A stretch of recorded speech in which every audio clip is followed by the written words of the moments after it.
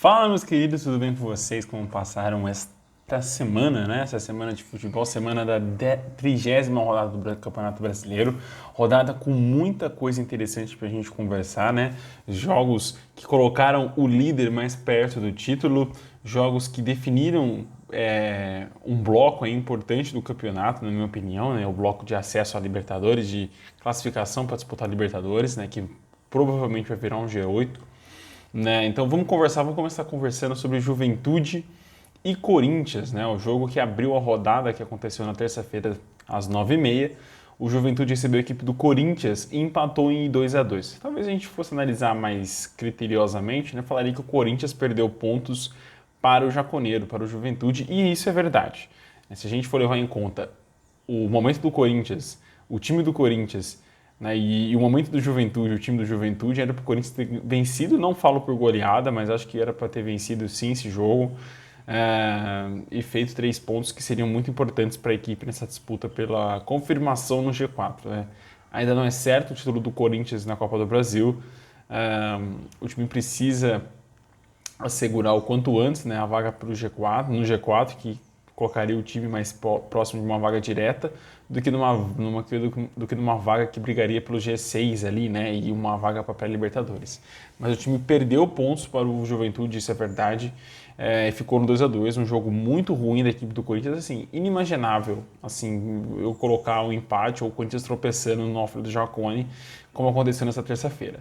Os gols foram marcados por Juliano e Yuri Alberto para o Corinthians e Oscar Ruiz e Pita para o Juventude, para o time do Rio Grande do Sul, o time gaúcho. Na quarta-feira, abrindo a rodada de quarta-feira, que teve bastante jogos, 6 jogos na quarta-feira, tivemos Red Bull Bragantino 2, Cuiabá 1, Popó e Arthur fizeram os gols do Bragantino e Daverson fez o primeiro gol do jogo, né, e o gol do Cuiabá na partida. O confronto acho que coloca o Red Bull como sendo um dos principais mandantes desse Campeonato Brasileiro, não é verdade? E o Cuiabá, cara, infelizmente eu acho que esse vai ser o último. Vai ser um. Não talvez o último, mas assim, vai ser um dos últimos momentos que a gente vai ver o Cuiabá na Série A do Campeonato Brasileiro. Acho que o time está perto de voltar para a Série B e disputá-la, né, em 2023, porque a equipe não vem conseguindo jogar bem, né? Quando sai na frente, como foi esse jogo, tomou a virada no segundo tempo, né? Simplesmente não existiu no segundo tempo e toma a virada e perde 3 pontos que seriam importantíssimos para a equipe nessa briga contra o Z4. Também na quarta-feira tivemos Ceará 1, Goiás também 1, né? Mendonça e Nicolas fizeram os gols do confronto. O Ceará subiu uma posição, mas não é uma posição tão grata assim, né? Tipo, tá na 15ª colocação, subiu uma casinha apenas. Ainda está muito ameaçado pelo risco de queda para o Z4. Precisa apresentar um futebol cada vez melhor, né? Não vem apresentando um futebol muito bom. Precisa melhorar, precisa jogar bem, principalmente nos jogos em casa, que é onde o time está mais pecando nesse quesito. Fora de casa, empates são bons sim, para um time que está brigando contra o rebaixamento. Mas aí você tem que vencer em casa e isso o Ceará não está fazendo. O Goiás, né, volta a pontuar bem, vai ficar provavelmente no bolo ali do meio de tabela, vai conseguir uma vaga para a Sul-Americana. Acho que não vai conseguir mais do que isso, né, Libertadores. Né, acho que não vai conseguir essa vaga não. Mas o Goiás fez um bom campeonato, cara. Eu daria mais destaque para esse campeonato do Goiás. Também na quarta-feira tivemos Atlético Goianiense 3-2 no Fluminense, e esse aqui foi um jogaço. Né? O time do Diniz tomou uma virada espetacular no segundo tempo. Arias e Cano fizeram os gols do Flusão. Turim, Baralhas e Marlon Freitas fizeram os gols do Atlético Goianiense. O Fluminense, como eu falei, saiu vencendo por 2-0. No finalzinho da primeira etapa tomou o gol do Turim. E aí no segundo tempo o time sumiu mesmo, não jogou bem e acabou perdendo aí por 3-2 lá em Goiânia. Faltou mesmo o controle psicológico da equipe, né, para estar fazendo esse resultado fora de casa. Eu acho que seriam 3 pontos importantíssimos para o Fluminense, não só na briga pelo título, né, que colocaria a equipe ainda mais próxima do Palmeiras, do que firmaria a equipe no G4. Né? Isso não aconteceu, o Fluminense se mantém na terceira colocação, né, porque pouca coisa mudou no G6. Aliás, nada mudou no G6, né, só foi mudar mesmo no G8, eu acho. Não, no G9, no nono colocado que mudou. Mas enfim, faltou calma do Fluminense, né? Calma e aquela oscilação de praxe do Flusão, né? Um jogo vai bem, outro jogo vai mal e isso já vem sendo o Campeonato Brasileiro, a temporada 2022 do Fluminense inteira. Também na quarta-feira, Atlético Paranaense 1, Fortaleza também 1. Fortaleza saiu na frente, né, com o Thiago Galhardo no primeiro tempo. E no finalzinho do segundo tempo, o Pablo fez um belo gol e decretou o empate aí nesse confronto, que era merecido o empate. Eu acho que as duas equipes quedaram muito bem. O Fortaleza foi melhor, muito melhor no primeiro tempo, questão de psicológico, de imposição tática, sobrou em campo. E a equipe do Atlético Paranaense sufocou o Leão do Pici no segundo tempo. Eu acho que essa é a palavra, né? Sufocou. Não quer dizer que a equipe jogou muito bem, que a equipe, né, destruiu em campo, né, deu aula, mas eu acho que pela imposição de jogadas, imposição física e numérica na frente, acho que resulta nesse gol aí do Furacão e esse empate nesse confronto. Ruim para o Fortaleza, que cai duas casas, né, vai para a 11ª colocação, mas o Atlético Paranaense se mantém na sexta, se mantém dentro do G6. Outro empate aí, em poupa tempo muito infelizmente, né, muito infeliz, que foi Flamengo 0, Internacional também 0. Ambas as equipes não trocam, né, de posições, mas foi um 0 a 0. Eu digo para você assim, o jogo não foi ruim, foi bom, mas foi um 0 a 0 broxante, sabe? Tipo, não sei te explicar como, mas sei lá, eu fiquei desapontado no final do jogo. Eu colocaria eu coloquei minhas fichas nesse jogo que seria o jogo da rodada e infelizmente acabou terminando esse 0 a 0. Eu já falei, tem 0 a 0 que são bons, né? Mas esse no caso eu achei que ficou com um gostinho de poxa, podia mais. E talvez por uma covardia do Inter de ter se recuado demais ou uma falta de criatividade gigantesca do Flamengo nesse final de ano, enfim. Na quarta-feira, para encerrar a rodada de quarta-feira, o Santos perdeu em casa para o Atlético Mineiro por 2 a 1. Hulk e Nacho fizeram os gols dos mineiros e Marcos Leonardo fez o gol do Peixe. Cara, vamos lá. O Santos cai 3 colocações, volta a ficar ameaçado pelo Z4, né? Já faz 2 partidas aí que o Santos está perdendo nesse campeonato.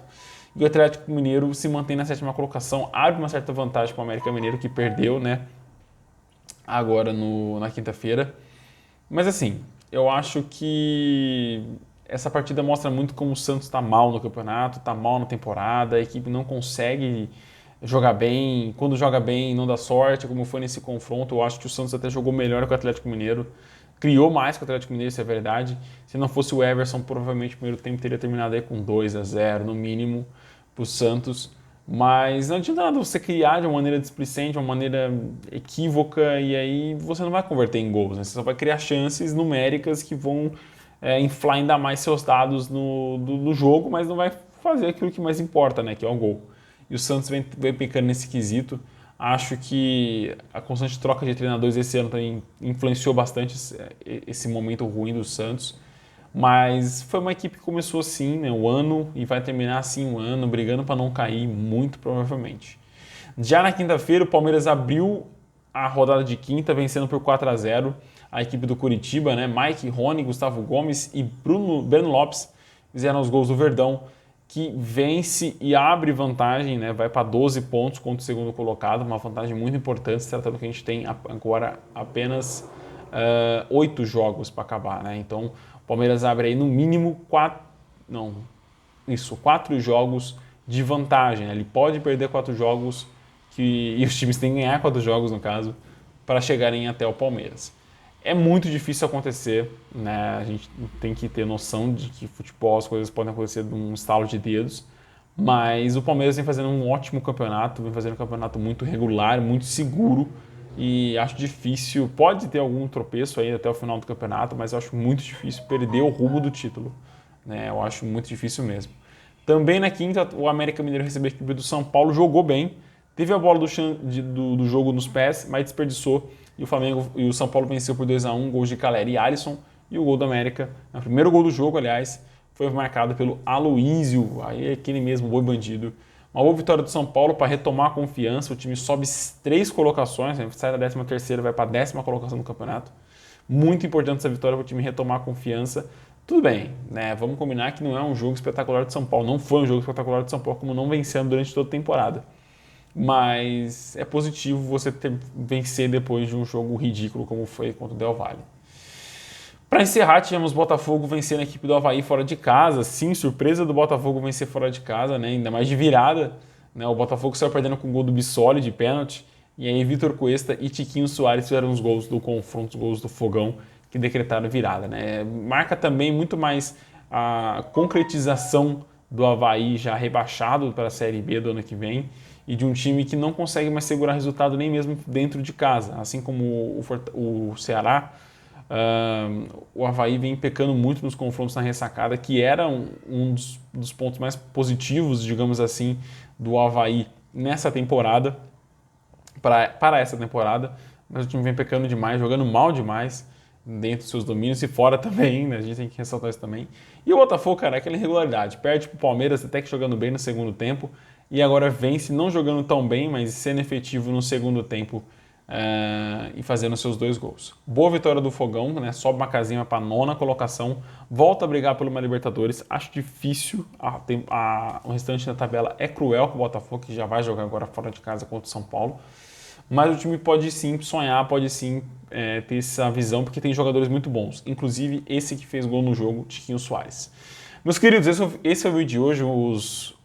Os espectadores mais atentos, né, vão notar que eu estou num ambiente tanto quanto diferente. Não estou na minha cidade, não estou na minha casa, estou fora. Então por isso que esse vídeo vai sair um tanto quanto mais tarde, né, atrasado.